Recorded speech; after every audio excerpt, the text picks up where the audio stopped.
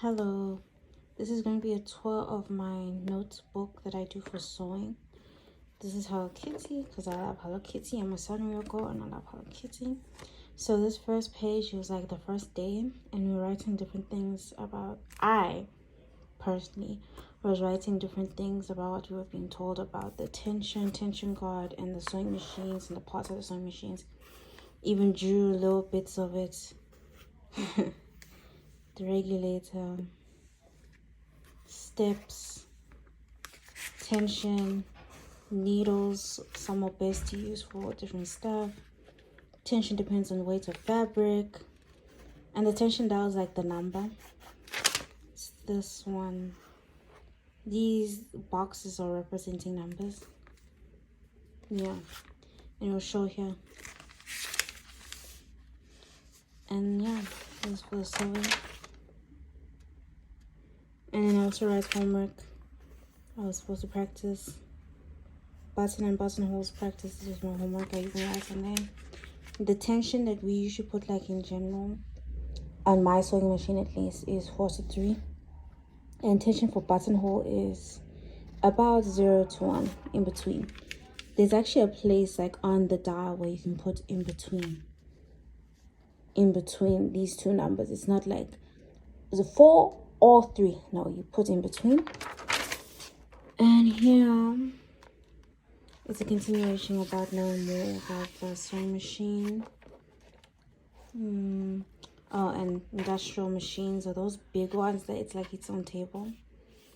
Singers are said to be the best brand, but I have Brother. And here I made notes on body measurements. This is the front. This was a quick sketch, so don't look down on it, man. It was a fast little sketch. Natural waist, finger so you can fit inside to allow ease and comfort. Hip depth is the fold part between the waist and where the hip starts, so this part. Shoulder to bust, shoulder to hip, and to waist, shoulder to hip. Waist is like this area, hip is like lower down. The natural waist is where, let's say you're standing like this, where there's a fold here. That's your waist. Like that's where your natural waist is, where you have a fold. And then this is the back and all the stuff you have to measure in order to make a garment. It looks smaller, but it's also important to measure like shoulder from shoulder, because people have different types of back. Some people may be hunching.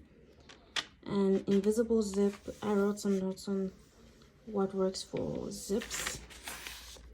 And this is a little tutorial on how to do a lap zip that I did to remind myself. And here's my body measurements.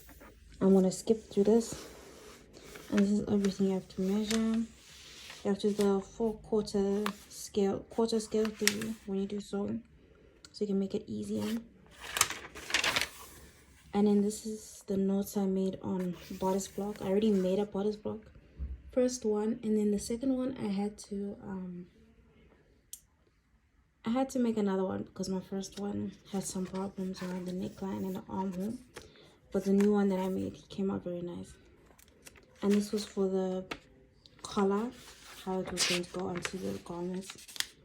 And here I made little notes on how to do for binding a tape maker and how it works when you actually sew it on.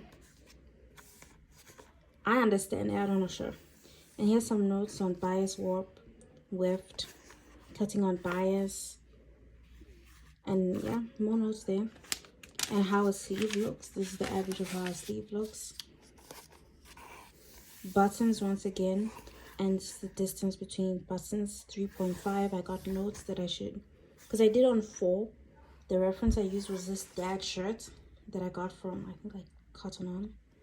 But obviously it was wider, but then the average is 3.5 inches distance. And lining, I wrote notes on how lining should be shorter. And this was for the pencil skirts. And here, same notes, just reminders, you know. And here I printed out a copy from the manual because I kept making mistakes when I was busy putting in the thread. So here I even made like a proper place where I made a mistake. And here's more skirt analysis. I analyze my skirts. Every garment that I made, I try to analyze and see where I could have gone better. And I criticize where it was wrong, where it was good. And here's just some notes on the pencil skirt. A pocket, little notes here. And this is for the dress. This is a skirt part for the dress. And you use a bodice block for the top part. And here's my analysis of the dress. And I say, okay, what could I have done better? What should I work on? Oh, armhole, neck hole should have been more circular, should have been like this, should have been like that. And I write corrections I should have made, where I gone right, and also, yeah, where I've gone right. This is for pants measurements. And here I also write analysis of what I did wrong, what I did right. Yeah, I haven't done for the skirt yet. That's it. Thank you for coming to my tour.